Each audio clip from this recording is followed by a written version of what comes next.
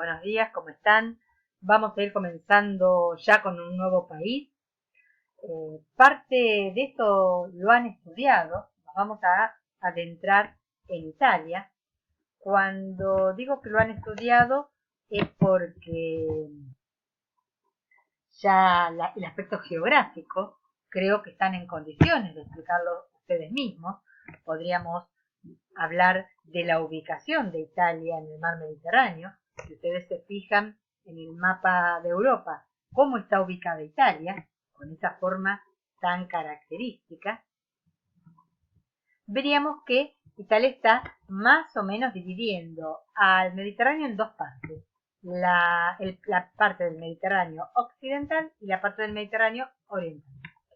Y en este país vamos a encontrar dos cadenas montañosas principales, que es la de los Alpes, al norte, que la separa de otros países, y una zona montañosa longitudinal central en la zona de los Montes Apeninos.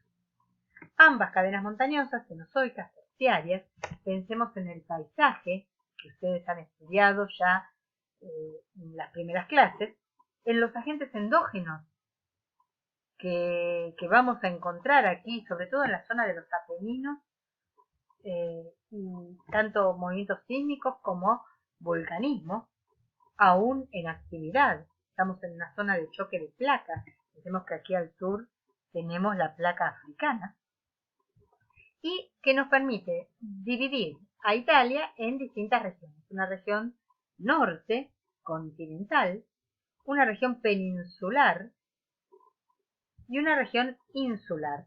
Nosotros aquí tenemos sobre el mar Mediterráneo diferentes islas.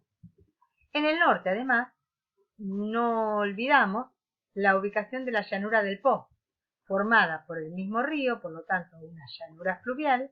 Fíjense ustedes de qué manera desemboca el río Po y los distintos tipos de costas que vamos a encontrar en Italia, tanto del lado occidental con el mar Tirreno, el mar de Liguria, como en el lado oriental con el mar Adriático y el Jónico. También podríamos ir ubicando algunos accidentes geográficos. Aquí en el sur, en la punta de esa bota, el estrecho de Messina, que nos está separando de la isla de Sicilia, canales estrechos que terminan de conformar los límites italianos. Desde el punto de vista histórico, tendríamos que arrancar, digamos, de muy antiguo. No se sabe mucho de los primeros habitantes de Italia. Hay restos que se han conservado en tumbas, en utensilios, pero podemos decir que en la época del hierro, bien prehistoria, en Italia ya vivían diferentes pueblos. Y todos esos pueblos hablaban diferentes lenguas. 8 siglos antes de Cristo, que son los datos que podemos encontrar como muy antiguos, ya vivían en la zona de Italia septentrional diferentes pueblos. Y si yo voy nombrando algunos de los nombres de esas poblaciones, quizás, no digo ahora, pero cuando empecemos a estudiar mejor este país, nos va a sonar conocido por las regiones actuales de Italia que han tomado los nombres de esos pueblos. Por ejemplo, los ligures en el norte, los vénetos, en la parte central los etruscos, los umbríos, los brusos en la zona meridional. También había griegos en la zona meridional. Pero, digamos, de todos estos tendríamos que mencionar principalmente a los etruscos. Y de estos etruscos, que fueron los más destacados dentro de la antigüedad italiana, vamos a encontrar en la zona de Etruria justamente a su rey, a uno de sus reyes principales, que fue el rey Ítalo. ¿Dónde estaban ubicados los etruscos? En lo que conocemos hoy como la Toscana. Los invito a revisar un mapa de regiones de Italia y ubicar esa zona de la Toscana.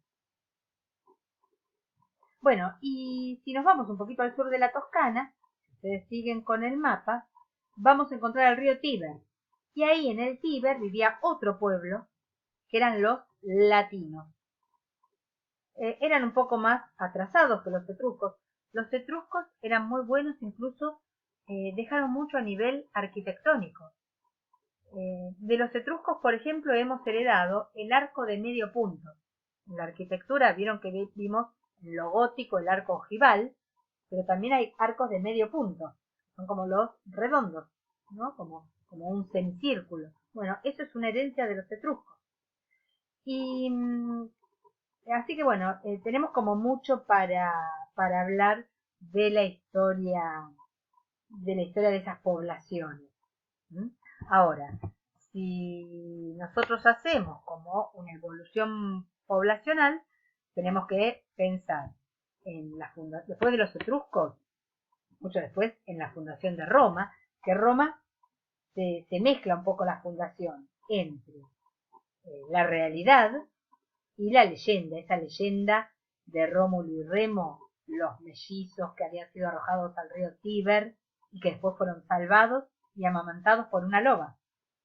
Y después crecieron entre pastores. Bueno, esa es una leyenda, ¿no? Y bueno, hasta ahí la leyenda, ¿no? Lo más real es que Roma pudo haber sido fundada por esos latinos, los que habíamos mencionado hace un ratito. ¿Para qué? Y para protegerse de alguna manera del avance de los etruscos que venían desde el norte.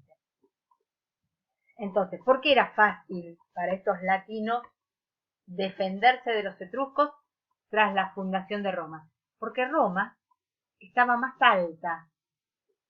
Roma, si nosotros pensamos un poco en algunos refranes, en algunos dichos, Roma está edificada por 7 colinas. Justamente son 7 colinas que descienden desde los Apeninos. Entonces, desde ahí, desde lo alto de esas 7 colinas, era más fácil defender la región de los latinos. Esas colinas, que nosotros vamos a ver después cuando recorramos los barrios de Roma, cada una de esas colinas tiene un nombre. Les nombro una nada más. Por ejemplo, la colina Vaticana. Entonces, a medida que recorremos las calles de Roma, podemos ir subiendo y bajando esas lomadas y esas colinas, que son justamente la parte más baja de los Apeninos.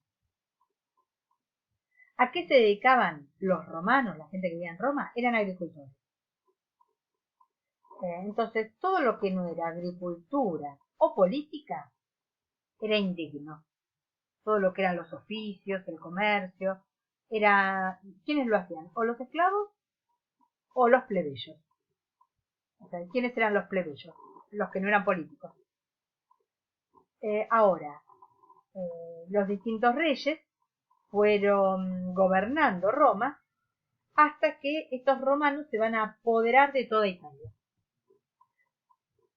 De ahí vamos a ver toda un auge, una grandeza y posteriormente una decadencia del imperio. ¿Cuándo va a comenzar a decaer ese imperio romano? Y va a empezar a decaer tras todos los emperadores, todos los que fueron gobernando Roma, con la invasión de los pueblos germánicos. Desde el norte, ahí tenemos la fecha, el 395, comienzan a avanzar los pueblos germánicos, que en forma genérica podemos hablar de los bárbaros. Ya habíamos hablado de las invasiones de los bárbaros en España. ¿Se acuerdan de los vándalos en la zona de lo que hoy es Andalucía? Bueno, distintas tribus bárbaras llegaron al sur de Europa y terminan entonces haciendo decaer al imperio romano.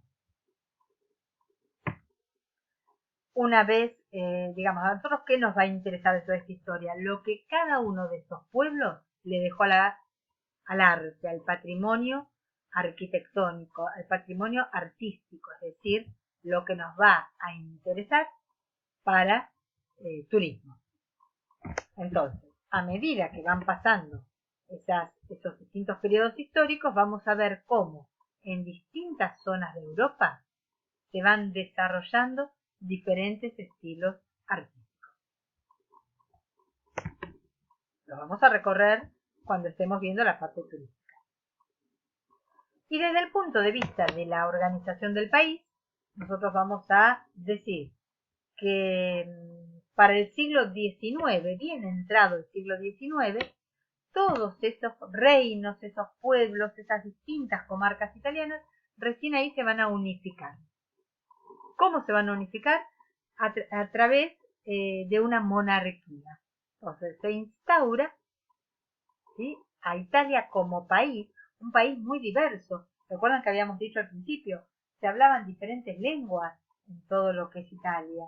Entonces, a partir de 1861 comienza la unificación. Como dato importante, que lo podemos retomar más adelante, es esta fecha, 1928, que es cuando el Estado italiano le reconoce oficialmente al papado el territorio donde está ubicada la Basílica de San Pedro y reconoce entonces al Estado del Vaticano como un Estado independiente, un Estado soberano que se encuentra dentro de lo que es la ciudad de Roma, pero una entidad política distinta. Entonces, con esto nosotros tenemos como una mini introducción al estudio de Italia.